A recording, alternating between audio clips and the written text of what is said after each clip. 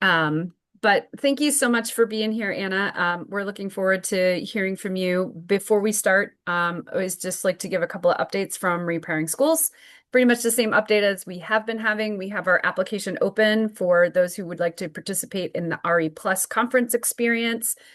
It's getting pretty full and the deadline is Friday. So just a reminder to go ahead and apply. Alina, I've seen your application, so I know you're in there. So I'm preaching to the choir here.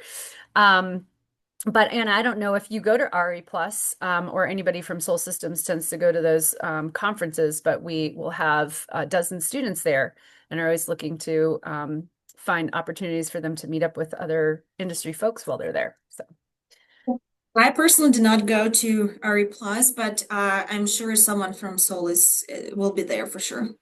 okay. Well, let me know if you, like I said, it's basically what we do during the conference experience. We do a couple of different things, but one of them is similar to what we do on the webinar series. It's just like one-on-one time with an industry professional where they get to learn what they do and talk about, how they got there, get some advice, that kind of stuff. So if you think you have a colleague that might be interested, we'd be happy to set that up.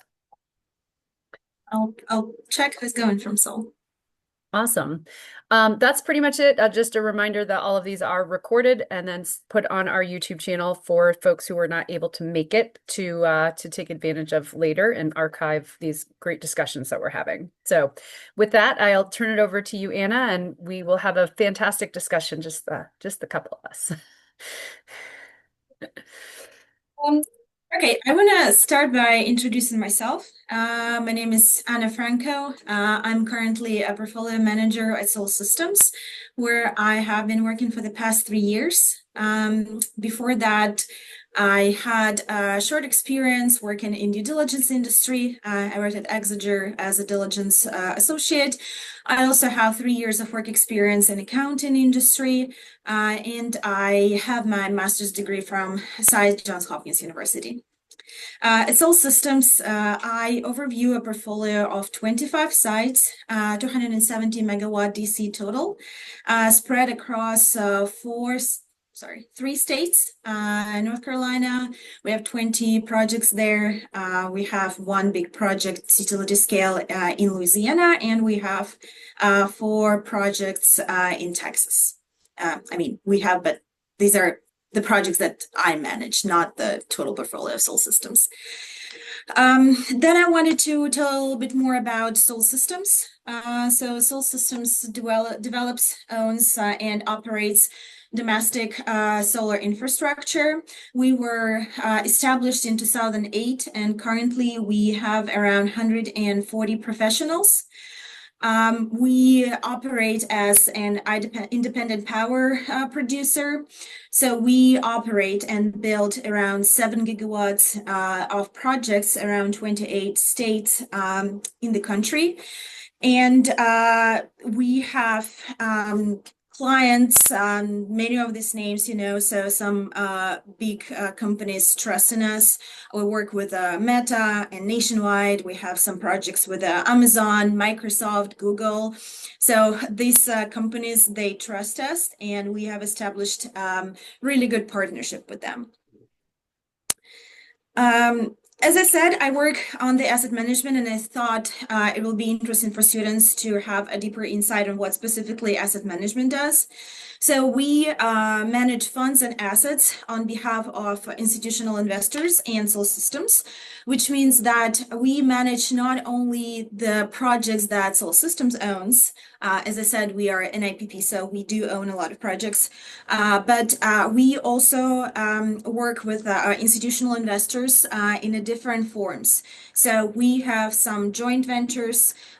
We also represent tax equity investors. We manage the assets where we don't have any ownership stake. So we just perform as third-party asset managers.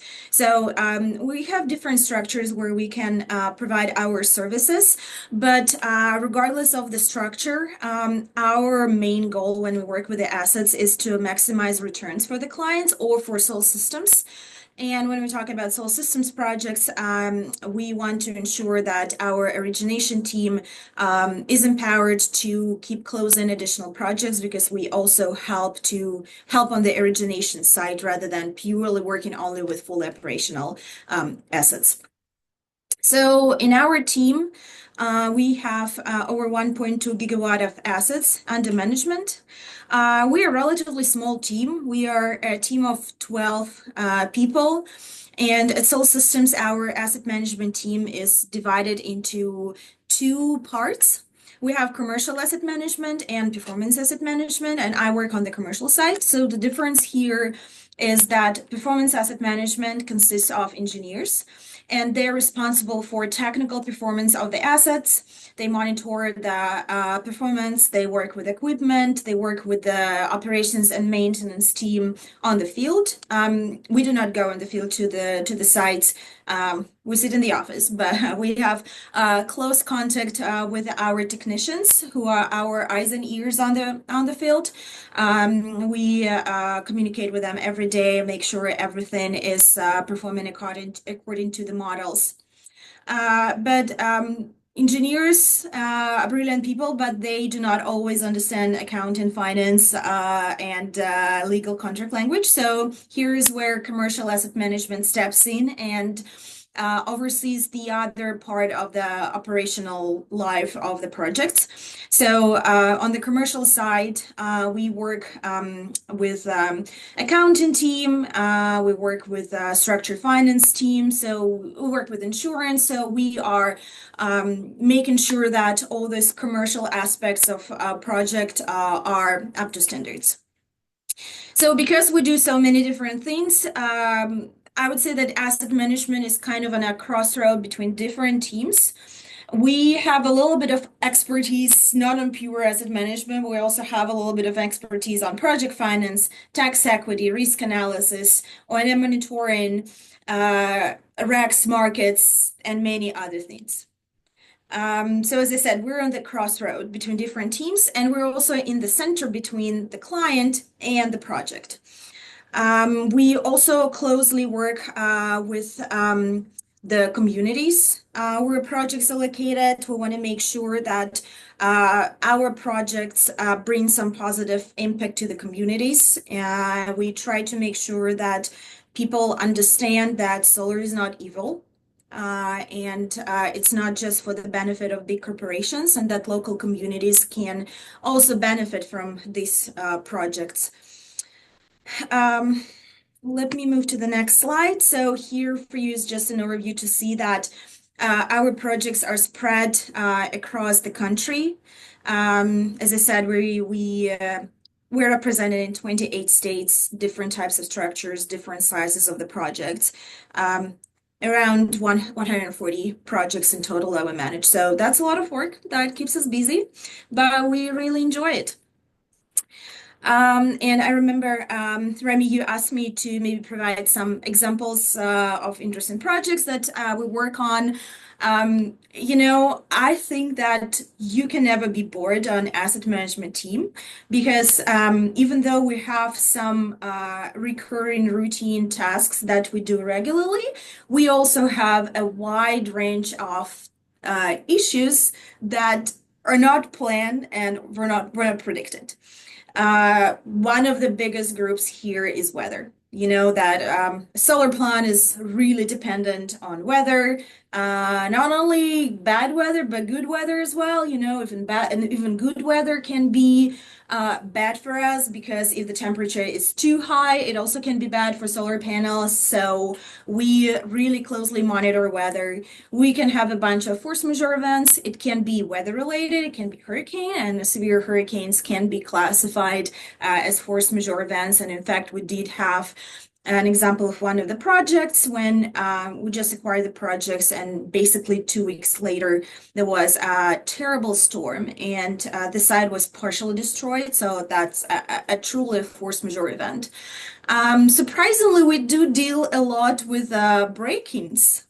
And, that may sound strange, but we did have a couple of cases of break-ins Recently, maybe a couple of months ago, there was a case in one of our sites in North Carolina when the gate was broken.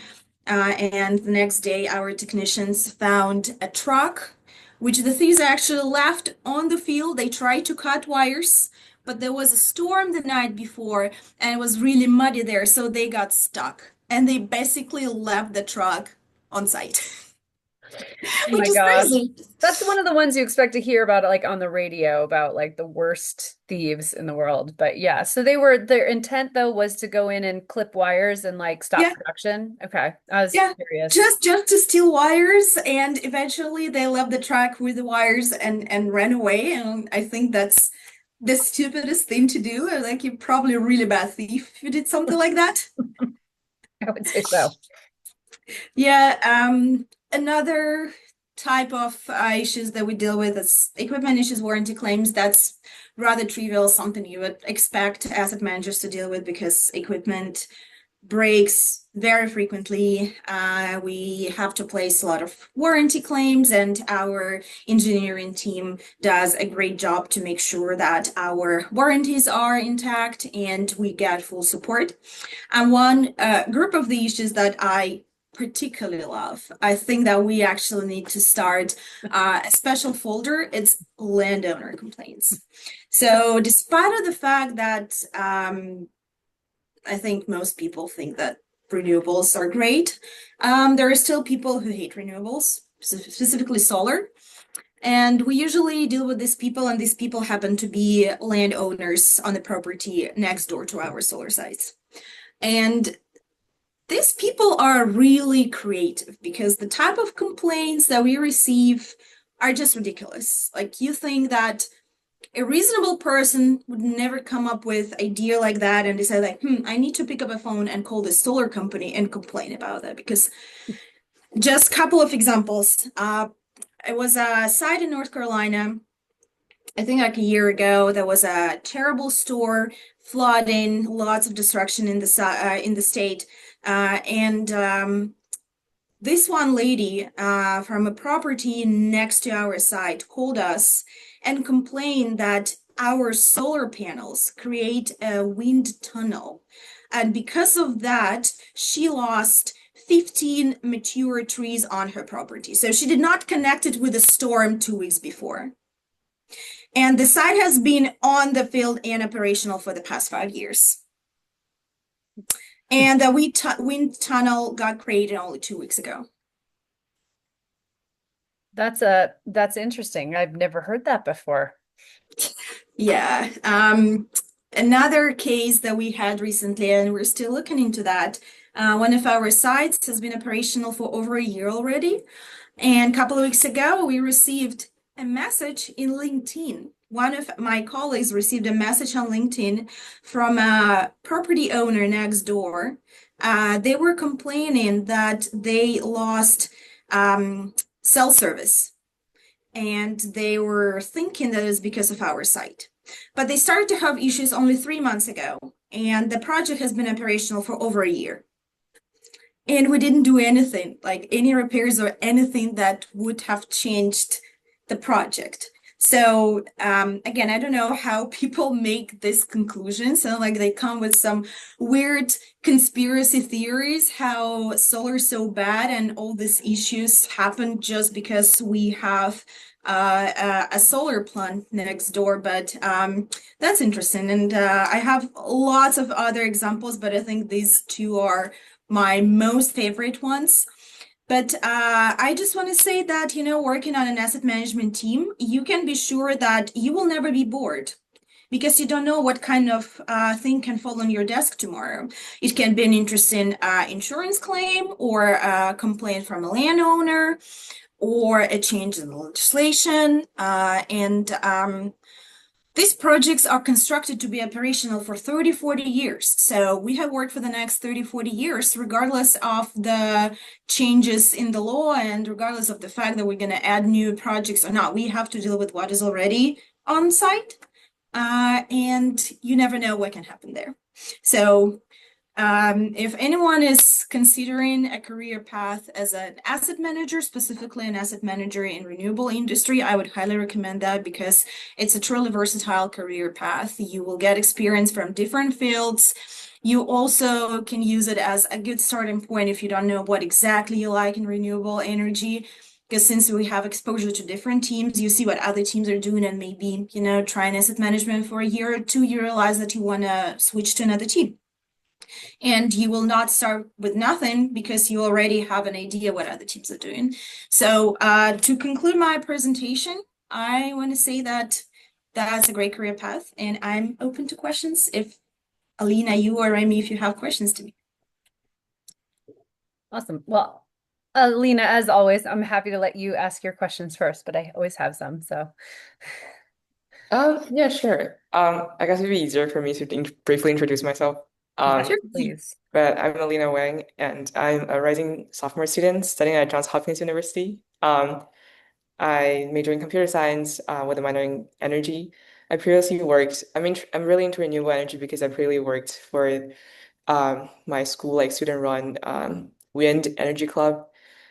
So I actually worked under the finance sub team, so I deal with all the things you just talked about, project finance, tax equity, risk analysis, PPA uptake, etc., all that. And I'm really interested in everything you're talking about. Um, if as for questions, speaking of questions, I guess my question would be, lately I'm really interested in the offtake market for renewable energy projects, like REC. So I'm wondering like how are these currently like as for like currently how are these traded? I know because I know for carbon credits, like JP Morgan's have been launching some pilot programming like tokenizing um these basically credits on which I perceive as another way of trading compared to like traditional methods. So I'm wondering like how are RECs currently traded?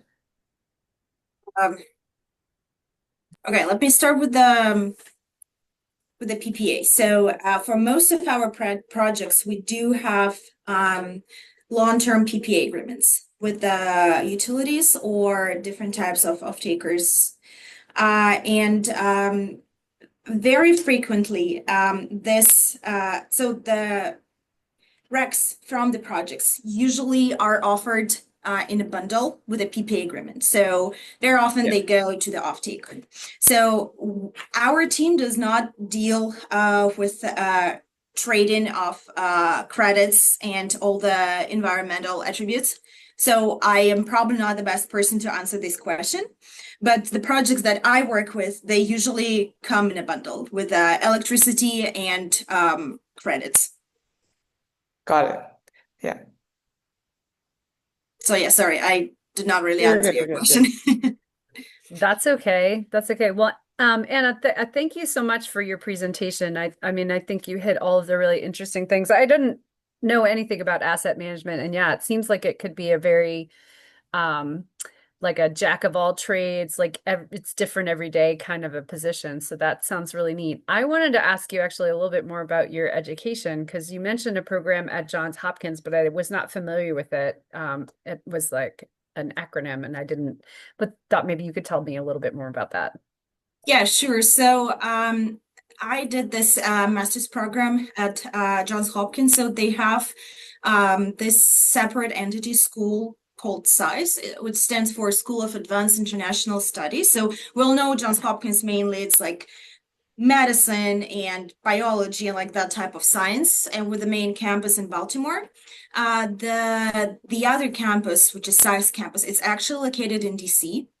And if you're familiar with DC map, the campus is right next to the Capitol. It's a beautiful Oh, building. wow. So this School of Advanced International Studies mainly focus on international relations and international economics.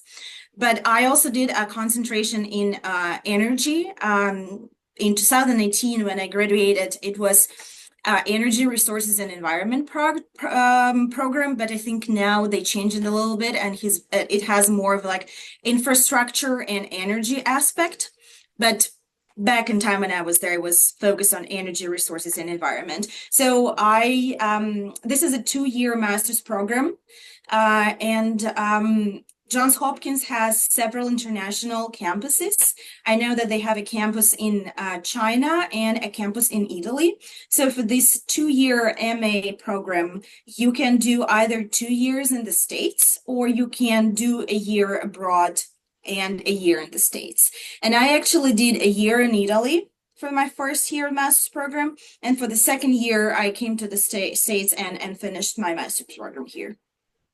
Awesome. That sounds like a fantastic program. I really like this program. And SAIS creates a good community for the alums and for current students. So since I actually stayed in DC, I try to be active, and I'm often invited to come and speak with the current students or participate in a career fair. And actually, I have several colleagues at Soul Systems who did the same program as me. So SAIS give great background, academical background, and the versatile classes that you can take. So even though it sounds confusing, there's like international relations, it's not purely international relations degree, because I did a bunch of economics classes, and also because I did energy concentration, also gave me that economic and energy background. We did financial modeling classes, energy markets, so even though you have international relations in the name of the degree, you can tailor your coursework so that you can cover more of the aspects and subjects that you are more interested in. So you don't have to be an IR specialist. That sounds like a fantastic program, man. I don't know, Alina, did you have any other questions? Because I can keep going. It's okay if you don't. I don't currently. Okay. Well, and another question I'd love to hear from you, for Alina or any other students that watch this video later. Do you have any advice for students, especially if this is like a line of work that they go into, or anything that was super helpful when you were in college, any experiences that you had that you would definitely advise students to take advantage of?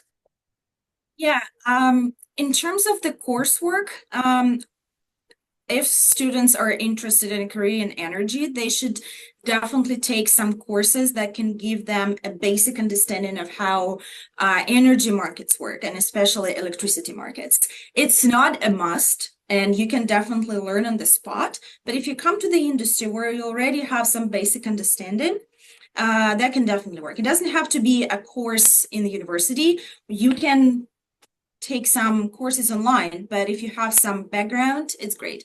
Another thing that I would recommend is to participate in any sort of project, this like research project that you can put on your resume. So I know that after finishing school, many students do not really have a lot of experience. So they can go and describe what classes they took, but I don't know. I actually last year I was hiring an intern, so I went through a bunch of resumes. So I saw some of the mistakes that recent students had. So I noticed that if students participate in some extra projects like research projects, or if they like had a group project and that resulted in some sort of paper, that's something that can add value to their resumes and show that some more practical experience, rather than just sitting in class and just taking an exam at the end. Another thing is that I would recommend trying to get an internship in the industry. And I know that's really tough, and evaluating my career path, I didn't have, let's say, like ideal path, when you start with an internship and that's a perfect match and you like it, and then you join the same company or maybe a similar company as an analyst, and you just develop your career. And we actually have several examples of that career path at Soul, where people have been working at Soul for 10 years. So they started with an internship, and then they transition to an analyst position, and they just been staying at Soul for 10 years, and they have a career growth, and I think that's a perfect path. I did not have that type of a starting point. I also came as an international student, so my beginning of the career was like very rough. So, but if a student can get an internship, that is definitely a bonus. But also, students do not get discouraged if they cannot get it. So it's just something they should try to get, but also don't think that is the end of the world and the end of their career if they don't. Yeah, and that's really great advice, Anna. And the one thing that I will say is that internships, even like if they're not, like you said, in that perfect fit of what you want to do for your career, they demonstrate how you can apply what you're learning in your classes in a real Definitely. world setting Yeah. in the work environment. So I think anything that you can do. The other thing, and Alina, you alluded to this briefly, but the one thing that we have seen that tends to move people up the stack of resumes are competitions. So I know the Department of Energy has a lot of different competitions, and there's the solar decathlon, and then Alina and her team have competed in our collegiate wind competition, which allows them, again, it's like a research project where they're applying what they're learning in their classes to solve a problem and develop a project. So very a very cool project, and usually very um, I can't think of the word, but it gets them high praise in the interview process and the resumes. So No, something like that, but that's definitely interesting when you see something like that on a candidate's resume. It just shows that a person is ready to take an extra step. A person did something interesting, had a little bit of exposure to what one can expect at a working place, some closer to real life scenario that you have to deal with. yeah, definitely. Awesome. Well, this was fantastic. I know I would love to ask you a couple more questions that are a little bit more not so much on your content, but like partnerships wise. The one thing you did allude to was that Seoul does a lot of these projects, and then there's like an impact. And I don't know if I don't think you really got into any of those. Did you have any like specific projects that you were like super proud of their impact from a corporate standpoint that you might want to share? I know that so my exposure here is a little bit limited because we actually have a dedicated team that the impact team that works closer with the institutional partners and the communities. But I think one of my favorite projects that Seoul worked on. So we had this project with. If I'm not mistaken, it was FedEx. So there was a rooftop solar project on one of the FedEx's warehouses in DC. And because DC is really small, racks are very valuable. The DC generated racks are very expensive. And Seoul felicitated that impact project. And as a part of this deal, I know that FedEx donated a portion of the DC racks to a local nonprofit organizations called Some, so others might eat. So that I think just a great example how big corporations can help smaller local organizations and bring something good to the world. That's amazing. And we do have another one of your colleagues in 2 weeks coming to join us, Cynthia Torres. So Yes. I don't know if maybe she works on that team. I haven't talked to her yet, so I don't know what part of the organization she works in. She works on the construction team, if I'm not mistaken. Okay. So she is way ahead me in the life cycle of the project. Gotcha. Well, I'm excited to meet with her as well. Awesome. Well, again, I thank you for your time. It was a small audience, but like I said, it'll be shared on our YouTube channel, and I'm sure you will impact many others. And we really appreciate you being here. Thank you for this opportunity. And actually, let me just go to the last slide since you're going to share it on YouTube. Here is my work email. So if anyone has any questions, they can always email me, and I'll try to reply, and maybe we can, schedule a coffee chat or something. So I'm always open to talk to students, and I think that's really important to help students find what they're really interested in doing for their future career. Wonderful. And I actually have one last slide to share. So let me see if I can steal the screen real quick.